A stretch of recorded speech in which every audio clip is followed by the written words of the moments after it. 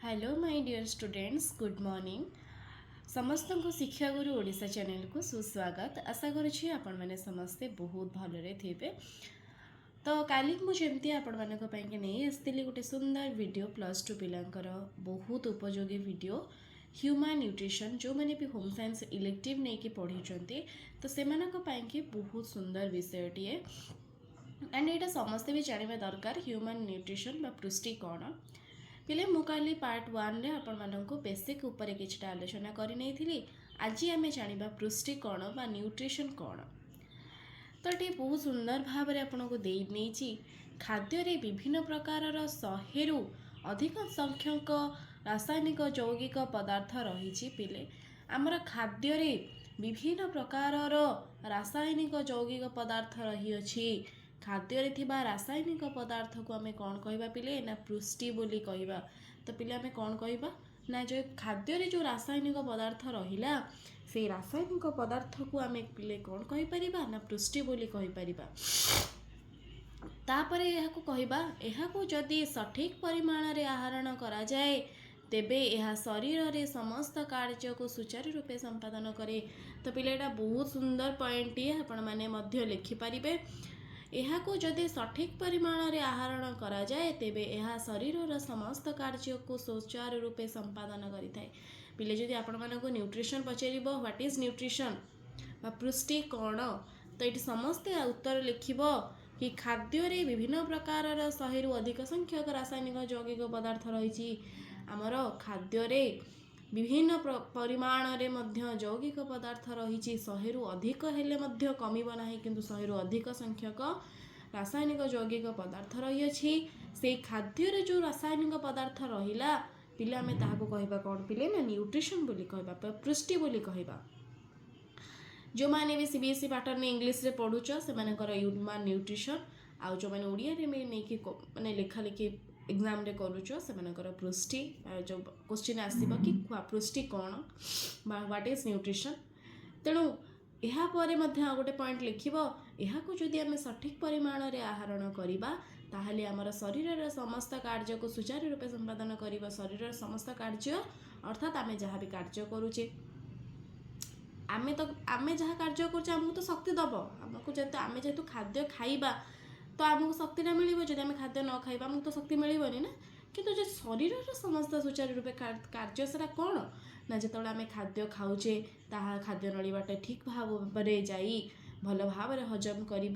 तो यही जो काम को से माने आम जो खाद्य खाई सारा पर जो तापर अंडर प्रोसेस होची पेट भितर आमर जहाँ भी आम बॉडी भितर जहाँ आमर प्रोसेस चलुची से प्रोसेस को आम जदि से माने कौन करिवो जदि आम सठिक परिमाण रे आम खाद्य खाइबा ताले से कौन करिवो ठीक भाव रे ता भितरे कार्य करिवो।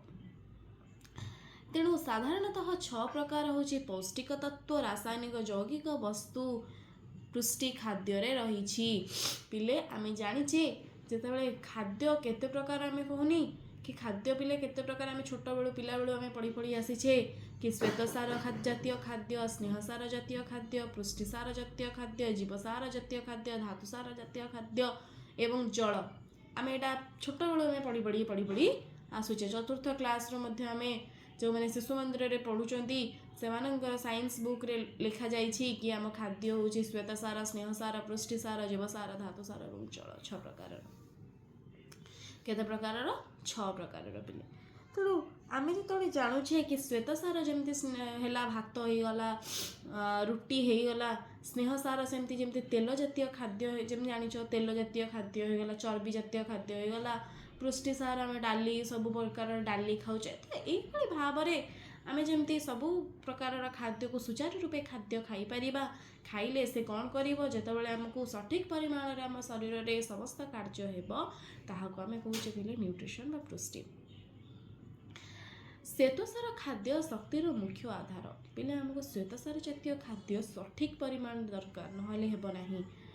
प्राय 70% शरीर आवश्यक शक्ति आम श्वेतसार खाद्य रू पाई थाउ पिले आम देख आम 70% खाद्य आम केवल श्वेतसार जातीय खाद्य पाई थाउ 70%। श्वेतसार खाद्य अम्लजान द्वारा दहन प्रक्रिया शक्ति उत्पन्न हुए। यह मध्य पुष्टिसार और स्नेहसार उपयोगिता साहाय्य करे। पिले जिते आम श्वेतसार जातीय खाद्य खाऊे आम जो अम्लजान आम जो निश्वास प्रश्वास नौचे सठिक भाव एवं अम्लजान द्वारा जो दहन प्रक्रिया होउछि ताहा शक्ति उत्पन्न करिवो। तेणु एहाकु आमे कहिबा पिले कोन ना पुष्टिसार और स्नेहसार जातीय खाद्य को मध्य ये कोन करूछि साहाय्य करूछि ठीक भाव रे आम शरीर रे रूपांतरित हेबा पई। जदि आमे अत्यधिक ग्रहण श्वेतसार स्नेहसार को रूपांतरित करिथाए एवं किछि अंश ग्लूकोजन को रूपांतरित होई यकृत रे संचित होई रहे एवं दरकार बेले शक्ति प्रदान करे। पिले जेतेबेले हमें खाद्य किछिटा खाऊचे से कौन होउछि ना श्वेतसार स्नेहसार जातीय खाद्य को रूपांतरित हो जाउछि जो कहते आम कन्वर्ट हो जाउछि हेला परे से ग्लूकोजन को रूपांतरित होई कौन करे यकृत रे रहुछि जहा फल रे कि आमको दरकार बेले कौन करुछि शक्ति प्रदान करुचे दरकार बेले आमको शक्ति जोगाउछि। बुझिपारल पिले। तो पिले आमे जानिले कि 6 प्रकार रहुछि श्वेतसार स्नेहसार पुष्टिसार धातुसार जीवसार एवं जल। तो ये देला खाद्य श्वेतसार मुख्य आधार होउछि स्टार्च एवं शर्करा। पिले यही पॉइंट को सब मन रखिबो कि श्वेतसार मुख्य आधार कि एटा शॉर्ट क्वेश्चन सब बेले परीक्षा रे आसे कि श्वेतसार मुख्य आधार कौन स्टार्च एवं शर्करा।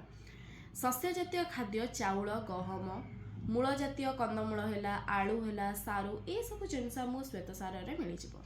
स्नेहसार मध्य शक्तिर अन्य एक मुख्य आधार एवं श्वेतसार और पुष्टिसार ठारो 3 गुण शक्ति अधिक प्रदान करथाय। पिले श्वेतसार आमको पुष्टिसार और श्वेतसार भूल कहली स्नेहसारटा स्नेहसार जातीय खाद्य कौन करे ना श्वेतसार और पुष्टिसार ठो 3 गुण अधिक आमको शक्ति प्रदान करे। काहे प्रदान करे कारण आमर जो अम्लजान परिमाण श्वेतसार और पुष्टिसार रे थाए तेणु से कौन करे कम शक्ति उत्पादन करे बा कम शक्ति आमको दिए। किंतु स्नेहसार रे कौन हुए पिले ना तेरे अधिक ऊर्जा न थाए अम्लजान परिमाण कम थाए। पिले एटा सब बेले पे पॉइंटटा मन रख कि स्नेहसार कौन पाई अधिक शक्ति आमको प्रदान करि पारे काहेकि जेतले स्नेहसार विषय रे पढ़िबो समस्त पिले या लिखिबो कि स्नेहसार होउची श्वेतसार पुष्टिसार ठो 3 गुण अधिक शक्ति प्रदान करे। जहा फल रे कि आमे केमिति जानिले ना स्नेहसार रे अधिक ऊर्जा न थाए किंतु अम्लजान परिमाण कम थाए। तेणु दहन प्रक्रिया रे अधिक शक्ति उत्पन्न करे। मनुष्य शरीर रे 30% शक्तिर आवश्यकता स्नेहसार द्वारा पूर्ण होता है। कहली से कहला श्वेतसार 70% पूर्ण करे 30% किए पूर्ण करे पिले स्नेहसार पूर्ण करे। तो आम जो कहे चर्बी आकार संचित होकर रोचे मनुष्य शरीर में स्नेहसार कौन हो चर्बी आकार संचित रोचे। आम जाचे आम जो मटन खाऊे कहते आम चर्बी होगा अरे यार चर्बी होगा अधिक तेल है तो तेल अंशटा को आम चर्बी अंश जो होटा कौन हो स्नेहसार। जब आम अधिक घी खाईदबा जदि आम अधिक तेल जिनस खाईदबा तो से कौन हो चर्बी आकार आमर शरीर में संचित होकर तेणु ताहा स्नेहसार कौन हुए ना चर्बी आकार आम बॉडी रे संचित होकर रहे। लवणी तैल बादाम इत्यादि स्नेहसार आधार। तेणु पिले आम जानिले श्वेतसार और स्नेहसार जानिले जानिबे पुष्टिसार। पुष्टिसार शरीर गठनकारी तत्व बा उत्पादन। पुष्टिसार कौन करे आम शरीर को गठन करिछि आम बॉडी को से माने कौन तैयारी करिछि। यह शरीर गठन सह तंतुर क्षय पूरण कार्य मध्य करिथाए। पुष्टिसार पौष्टिक मूल्य आमिनो एसिड गुण उपर निर्भर करे। प्रोटीन मध्य शक्ति जोगाण रे सहाय्य करे। क्षीर माछ मांस अंडा डाली इत्यादि पुष्टिसार उत्तम आधार। तेणु पिले आम जाचे कि जब आम शरीर क्षय पूरण कि आमको नित्यांत जरूरी कौन पिले पुष्टिसार। पिले सबु प्रकार आमको खाद्य नित्यांत आम बॉडी पाई जरूरी। आम ह्यूमन बॉडी पाई सबु प्रकार खाद्य आमको जरूरी। श्वेतसार स्नेहसार पुष्टिसार जीवसार धातुसार सबु नित्यांत जरूरी। जल भी मध्य। तेणु आम ह्यूमन बॉडी को केते परसेंट दरकार सबू खाद्य तो से परसेंट हिसाब रे ही तुम मानको खाद्य खाइबा को पड़ी थाए ना कि एथुरु अधिका खाइदबा सेथुरु कम खाइदबा सेथुरु अधिका खाइदेले एथुरु कम खाइदेले हे जिवो ना। ସବୁଥିରେ ଉଦ୍ଜାନ ଅମ୍ଳଜାନ ମଧ୍ୟ ଥାଏ, ସବୁଥିରେ ପ୍ରୋଟିନ୍ ଥାଏ। ତେଣୁ ଆମକୁ ହ୍ୟୁମାନ୍ ବଡି ପାଇଁକି ଯେତିକି ପରିମାଣର ଖାଦ୍ୟ ଦିନକୁ ଦରକାର ଆମକୁ ସେତିକି ପରିମାଣର ଖାଦ୍ୟ ବଡିକୁ ନେବାକୁ ପଡ଼ିବ। ବଡି ସେତିକି ଚାହିଁବ ବା ହ୍ୟୁମାନ୍ ବଡି ସେତିକି ଚାହିଁବ ଆମକୁ ଖାଦ୍ୟ ଦରକାର, ବୁଝିପାରିଲ ତ? ତେଣୁ ଜୀବସାର ଓ ଧାତୁସାର ଯାହାକୁ ସୂକ୍ଷ୍ମ ପୃଷ୍ଟି କୁହାଯାଏ, ପିଲେ ଏଇଟାକୁ ବି ପଏଣ୍ଟ ରଖି ମନେ ରଖ। ଶରୀରକୁ ସୁସ୍ଥ ନିରୋଗ ରଖିବାରେ ମୁଖ୍ୟ ଭୂମିକା ଗ୍ରହଣ କରିଛି କିଏ? ଜୀବସାର ଏବଂ ଧାତୁସାର। ଜୀବସାର ଜାଣିଛ ପିଲେ ଯେଉଁ ଆମର ଛୋଟ ଛୋଟ ଚୁନା ମାଛ ଯେଉଁ ଥାଏ ସେଇଥିରେ ଥାଏ ବେଶୀ। ତେଣୁ ଶରୀରକୁ ସୁସ୍ଥ ନିରୋଗ ରଖାଇବାର ମୁଖ୍ୟ ଭୂମିକା ଗ୍ରହଣ କରିଥାଏ। ଧାତୁସାର ହାଡ଼ ଓ ଦାନ୍ତ ଗଠନରେ ସାହାଯ୍ୟ କରେ। ଧାତୁସାର ଆମର କ'ଣ କରେ ପିଲେ? ଯେଉଁ ଦାନ୍ତ ଷ୍ଟ୍ରଙ୍ଗ ରହୁଛି ଆମର ଭଲସେ ଆମେ ଚୋବେଇକି ଖାଇପାରୁଛେ, ତ ସେଇ ସବୁ ଜିନିଷକୁ ସେ କ'ଣ କରେ? ପୁରା ଷ୍ଟ୍ରଙ୍ଗ କରିଦିଏ। ଏହାଛଡ଼ା ଧାତୁସାର ମାଂସପେଶୀର ସଙ୍କୋଚନ, ସ୍ନାୟୁ ବିଭାଗ ଦ୍ୱାରା ଶରୀରର ବିଭିନ୍ନ ଅଙ୍ଗକୁ ଖବର ପ୍ରେରଣ ଏବଂ ଖାଦ୍ୟର ହଜମ ଖାଦ୍ୟସାର ରକ୍ତରେ ମିଶିବାରେ ସାହାଯ୍ୟ କରେ। ପିଲେ ଏଇଟା ଗୋଟେ ବହୁତ ବଢ଼ିଆ ପଏଣ୍ଟ ଦେଇଛି। ଧାତୁସାର ମାଂସପେଶୀର ସଙ୍କୋଚନ, ଦେଖିଥିବେ ଯେତେବେଳେ ଆମକୁ ଏଜ୍ ଅଧିକା ହେଇଯିବ ବା ଯେଉଁମାନଙ୍କୁ ଏଜ୍ ଅଧିକା ହେଇଯାଇଛି ସେମାନଙ୍କର ମାଂସପେଶୀ ଗୁଡ଼ା ଦେଖିଥିବେ କିନ୍ତୁ ସଙ୍କୁଚନ, ମାନେ ଏମିତି ଜାକି ଜୁକି ଟାଇପ୍ର ହେଇଯାଇଥିବ। ତ ସେଇ ଯେଉଁ ସ୍ନାୟୁର କିଛି ଡିଜିଜ୍ ବାହାରେ, ମାନେ ଏମିତିକି ହେଇଗଲା ଆମର ଦେଖିଥିବେ ସ୍ନାୟୁ ଆମର ଶିର ଆମର ଶିର ଥାଏ, ସେ ଶିରରେ ବହୁତ ପ୍ରକାରର ପ୍ରୋବ୍ଲେମ୍ ବାହାରେ। ତ ଯାହାର କି ପ୍ରୋବ୍ଲେମ୍ ଥାଏ କେଉଁଥିପାଇଁ କି ନା ଆମର ଧାତୁସାର ପାଇଁକି। ତେଣୁ ଆମେ ଯଦି କମ୍ ପରିମାଣରେ ଧାତୁସାର ଖାଇବା ତାହେଲେ ମାଂସପେଶୀ ସଙ୍କୋଚନ ହେବା ସହିତ ଆମର କ'ଣ ହେଇଯିବ ପିଲେ? ନା ସ୍ନାୟୁ ବିଭାଗରେ ମଧ୍ୟ ଅସୁବିଧା ହେଇଯିବ ବା ସ୍ନାୟୁ ଗୁଡ଼ାକ ମଧ୍ୟ ଅସୁବିଧା କରେଇବେ। ଏବଂ ଆମର ସ୍ନାୟୁ ଦ୍ୱାରା ଆମର ଅଙ୍ଗ ପ୍ରତ୍ୟଙ୍ଗକୁ ସବୁ ଖବର ଯାଉଛି, ସେଇ ଦ୍ୱାରା ଆମର ବ୍ଲଡ଼ ମଧ୍ୟ ମାନେ କହନ୍ତିନି ଆମର ଯେମିତି ବ୍ଲଡ଼ ଯିବା ଆସିବା କରୁଛି, କେଉଁଥିରେ? ସ୍ନାୟୁ ଦ୍ୱାରା ବ୍ଲଡ଼ ଯିବା ଆସିବା କରୁଛି।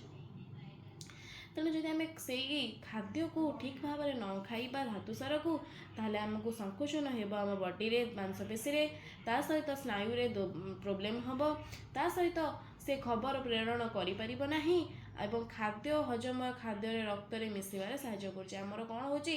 ଯେତେବେଳେ ଖାଦ୍ୟ ଆମେ ଖାଇସାରୁଛେ ତାହା ହଜମ କରାଉଛି, କିଛି ଅଂଶ ଆମର କ'ଣ ହେଇଯାଉଛି?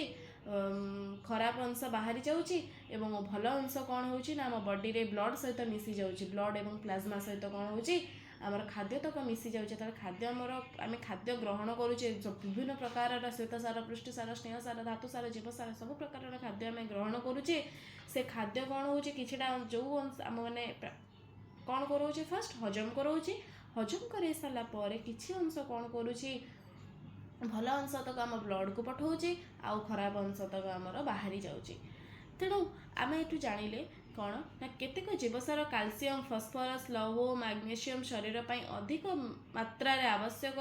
ଜିଙ୍କ୍, କପର, ଆୟୋଡିନ୍, ମାଙ୍ଗାଜିନ୍ ଖୁବ୍ କମ୍ ପରିମାଣରେ ଆବଶ୍ୟକ ହୋଇଥାଏ। ଅମ୍ଳଜାନ ପରେ ଶରୀର ପାଇଁ ଜଳର ଆବଶ୍ୟକତା ରହିଛି। ଏହାଦ୍ୱାରା ଶରୀରର ସମସ୍ତ କାର୍ଯ୍ୟପ୍ରଣାଳୀ ନିୟନ୍ତ୍ରିତ ହୋଇଥାଏ। ଖାଦ୍ୟସାର ଶରୀରକୁ ସମସ୍ତ କୋଷକୁ ପହଞ୍ଚାଇବା ପାଇଁ ଶରୀରକୁ ବର୍ଜ୍ୟବସ୍ତୁ ନିଷ୍କାସନ ମଧ୍ୟ ସାହାଯ୍ୟ କରେ।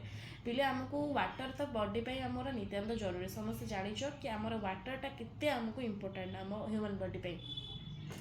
ତେଣୁ ଆମକୁ ଯେତେବେଳେ ଆମେ ଖାଦ୍ୟ ଖାଇସାରୁଛେ 30 ମିନିଟ୍ ବାଦ ଆମେ କ'ଣ କରୁଛେ ପିଲେ? ପାଣି ପିଉଛେ। ଯଦି ଆମେ ସାଙ୍ଗେ ସାଙ୍ଗେ ପାଣି ପିଇବା ତ ସେ ଖାଦ୍ୟଟା ଠିକ୍ସେ ହଜମ ହେବ ନାହିଁ। ତେଣୁ ଆମେ ଯଦି କିଛି ସମୟ ପରେ ପାଣି ପିଇବା ତ ସେ ଖାଦ୍ୟ ଭଲ ଭାବରେ ହଜମ ହେବ ଏବଂ କିଛି ଖରାପ ଅଂଶ ବାହାରିଗଲା ସହିତ ଆମର କିଛି ଭଲ ଅଂଶ ଆମ ବ୍ଲଡ଼କୁ ପଠାଇବ। ତେଣୁ ଆମେ ଯଦି ଖାଦ୍ୟ ଖାଇକି ସାଙ୍ଗେ ସାଙ୍ଗେ ଆମେ ପାଣି ପିଇ ନେଉଛେ ତାହେଲେ ଆମର ସେ ବଡ଼ିରେ ଠିକ୍ ଭାବରେ ଆବଜର୍ଭ ହେଉନାହିଁ। ତେଣୁ ସମସ୍ତେ ମନେ ରଖ, ଖାଇସାରିବାର 30 ମିନିଟ୍ ବାଦ ଆମକୁ ଜଳକୁ ଗ୍ରହଣ କରିବାକୁ ପଡ଼େ ବା ପାଣି ପିଇବାକୁ ପଡ଼େ। ତେଣୁ ଖାଦ୍ୟରେ ଥିବା ରାସାୟନିକ ଯୌଗିକ ପୃଷ୍ଟି ଦୁଇ ପ୍ରକାରର, ଗୋଟେ ହେଉଛି ସ୍ଥୂଳ ପୃଷ୍ଟି ଆଉ ଗୋଟେ ହେଉଛି ସୂକ୍ଷ୍ମ ପୃଷ୍ଟି। ପିଲେ ଆମର ଯେଉଁ ଖାଦ୍ୟରେ ରାସାୟନିକ ଯୌଗିକ ପଦାର୍ଥ ରହିଲା ତାହାକୁ ଦୁଇ ପ୍ରକାରରେ ବିଭକ୍ତ କରାଯାଇଅଛି। ଗୋଟେ ହେଉଛି ସ୍ଥୂଳ ପୃଷ୍ଟି ଆଉ ଗୋଟେ ହେଉଛି ସୂକ୍ଷ୍ମ ପୃଷ୍ଟି। ତେଣୁ ପୃଷ୍ଟି ଆମେ ଜାଣିଲେ କ'ଣ ନା ସ୍ଥୂଳ ପୃଷ୍ଟି ଗୋଟେ, ସୂକ୍ଷ୍ମ ପୃଷ୍ଟି ଗୋଟେ। ଓକେ, ସ୍ଥୂଳ ପୃଷ୍ଟି କ'ଣ? ଶ୍ୱେତସାର, ପୃଷ୍ଟିସାର ଏବଂ ସ୍ନେହସାର। କାର୍ବୋହାଇଡ୍ରେଟ୍ ରହିଲା, ପ୍ରୋଟିନ୍ ରହିଲା, ଫ୍ୟାଟ୍ ରହିଲା। କାର୍ବୋହାଇଡ୍ରେଟ୍ ହେଉଛି ଶ୍ୱେତସାର ଜାତୀୟ ଖାଦ୍ୟ ହେଇଗଲା, ମାନେ ତାକୁ ଇଂଲିଶରେ ଆମେ କହୁଛେ। ପୃଷ୍ଟିସାର ପ୍ରୋଟିନ୍ ଜିନିଷ, ଆମେ ଯେଉଁ ଜିନିଷ ପ୍ରୋଟିନ୍ରେ ଡାଲି ହେଇଗଲା, ଡାଲି ଜାତୀୟ ଖାଦ୍ୟ ଆମେ ଖାଉଛେ। ତା ସହିତ ଫ୍ୟାଟ୍, ସ୍ନେହସାର ଜାତୀୟ ଖାଦ୍ୟ। ତେଣୁ ତାପରେ ରହିଲା ସୂକ୍ଷ୍ମ ପୃଷ୍ଟି। ସୂକ୍ଷ୍ମ ପୃଷ୍ଟି ହେଉଛି ଜୀବସାର ଏବଂ ଧାତୁସାର, ଭିଟାମିନ୍ସ ଆଣ୍ଡ ମିନେରାଲ୍ସ। ତେଣୁ ଏଇ ଯେଉଁ ରହିଲା କାର୍ବୋହାଇଡ୍ରେଟ୍ ରହିଲା, ପ୍ରୋଟିନ୍ ରହିଲା, ଫ୍ୟାଟ୍ ରହିଲା, ଭିଟାମିନ୍ସ ରହିଲା, ମିନେରାଲ୍ସ ରହିଲା, ଏଇଗୁଡ଼ାକ ସବୁ ଆମ ବଡି ପାଇଁ ନିତାନ୍ତ ଜରୁରୀ, ଯାହାକୁ ଆମେ ଦୁଇ ଭାଗରେ ବିଭକ୍ତ କରିଛେ। ପ୍ରଥମେ ହେଉଛି ସ୍ଥୂଳ ପୃଷ୍ଟି, ଦ୍ୱିତୀୟରେ ହେଉଛି କ'ଣ ପିଲେ ସୂକ୍ଷ୍ମ ପୃଷ୍ଟି। ତେଣୁ ପୃଷ୍ଟି ସାଧନ ଏବଂ ବୈଜ୍ଞାନିକ ପ୍ରଣାଳୀ ଯାହାକି ଖାଦ୍ୟ ଜୀବର କାର୍ଯ୍ୟାବଳୀ ମଧ୍ୟରେ ଥିବା ସମ୍ବନ୍ଧକୁ ବର୍ଣ୍ଣନା କରିଥାଏ।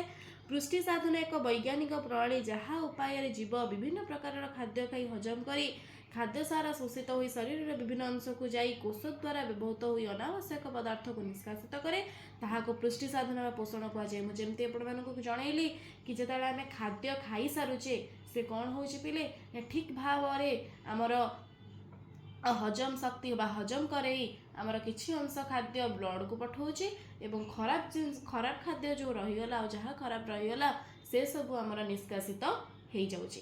ତ ଗୋଟିଏ ବାକ୍ୟରେ ଆମେ ଯଦି କହିବାକୁ ଯିବା ତାହେଲେ ଶରୀରର ମଧ୍ୟରେ ଖାଦ୍ୟର କାର୍ଯ୍ୟନିର୍ବାହ କାର୍ଯ୍ୟକୁ ପୋଷଣ ବୋଲି କୁହାଯାଇଥାଏ। ପିଲେ ପରୀକ୍ଷାରେ ମୋଷ୍ଟ ଇମ୍ପୋର୍ଟାଣ୍ଟ ଆସିବ ପୋଷଣ କାହାକୁ କୁହାଯାଏ।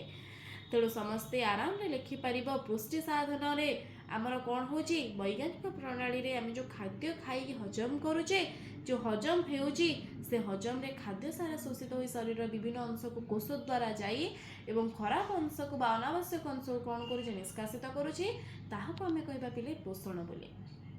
ତେଣୁ ମୁଁ ତମମାନଙ୍କୁ କହିଲି ଗୋଟେ କଥା, ଯଦି ଆମେ ଖାଦ୍ୟ ବି ଖାଉଛେ ସେ ସଠିକ୍ ପରିମାଣରେ ଆମ ବଡ଼ିରେ ହଜମ ହୋଇ ଠିକ୍ ଜିନିଷକୁ ଆମକୁ ବ୍ଲଡ଼କୁ ପଠାଉଛି ବା ଆମ ଶରୀରକୁ ପଠାଉଛି, ଆଉ କିଛି ଅଂଶକୁ ସେ କ'ଣ କରୁଛି, ନିଷ୍କାସିତ କରିଦେଉଛି।